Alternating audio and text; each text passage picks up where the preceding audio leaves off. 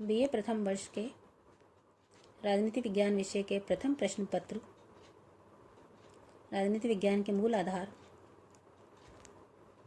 के बारे में मैं आपको प्रथम अध्याय राजनीति विज्ञान के परंपरागत दृष्टिकोण के संदर्भ में परिचय देना चाहूँगी। राजनीति विज्ञान के विषय में यदि हम बात करें तो इसकी पृष्ठभूमि में जाने पर हमको अरस्तु का एक बहुत ही महत्वपूर्ण कथन याद आता है। अरस्तु ने लगभग 3000 वर्ष पूर्व ये कहा था कि मनुष्य एक सामाजिक प्राणी है और वह समाज में रहता है, और यदि कोई ऐसा मनुष्य है जिसे समाज की आवश्यकता ही न हो तो उसे मनुष्य मत समझो, वह कोई जंगली जानवर या देवता ही हो सकता है। अरस्तु के इस महत्वपूर्ण कथन में मनुष्य के सामाजिक या सहयोगी होने का प्रमाण मिलता है, और राजनीति विज्ञान के जो बीज हैं वो हमको यूनान में सर्वप्रथम दिखाई देते हैं। अब हम अगले चरण पर आते हैं कि राजनीति विज्ञान किन किन नामों से पुकारा जाता है या इसकी शब्दावलियाँ क्या क्या हैं। कुछ विद्वान इसको राजनीति बोलते हैं, कुछ इसको राजनीति विज्ञान बोलते हैं और कुछ इसको राजनीतिक दर्शन बोलते हैं।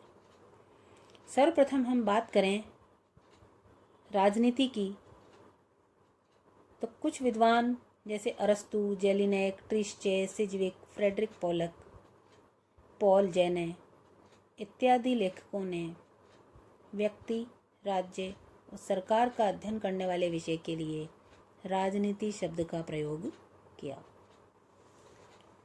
अरस्तु की महान रचना पॉलिटिक्स जो लिखी गई है वो भी राजनीति को केंद्रित बनाकर लिखी गई। लास्की की राजनीति का व्याकरण, इसमें भी राजनीति को केंद्रित किया गया। राजनीति शब्द की उत्पत्ति यूनानी भाषा के शब्द पोलिस से हुई, जिसका अर्थ नगर राज्य से है।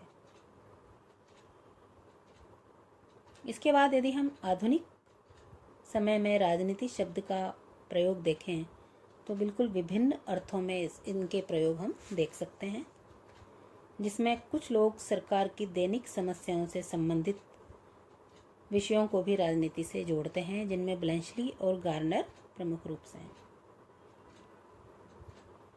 कुछ कहते हैं कि राजनीति से राजनीतिज्ञ का ज्ञान होता है, राजनीति शास्त्र का नहीं। कुछ व्यक्ति या विद्वान सीमित अर्थों में भी राजनीति का वर्णन करते हैं, जैसे गृह राजनीति, समूह राजनीति, ग्रामीण राजनीति, छात्र राजनीति, भारतीय राजनीति। और कुछ विद्वान राजनीति को नैतिक मूल्यों के ह्रास या पतन की अभिव्यक्ति भी बताते हैं।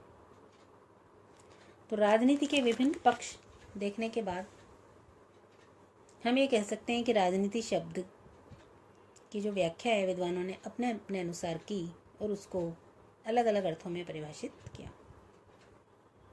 अब हम देखते हैं कि फ्रेडरिक पोलक नामक विद्वान ने राजनीति के दो प्रमुख अर्थ बताए हैं। पहला वो सैद्धांतिक राजनीति बोलते हैं और दूसरा व्यावहारिक राजनीति।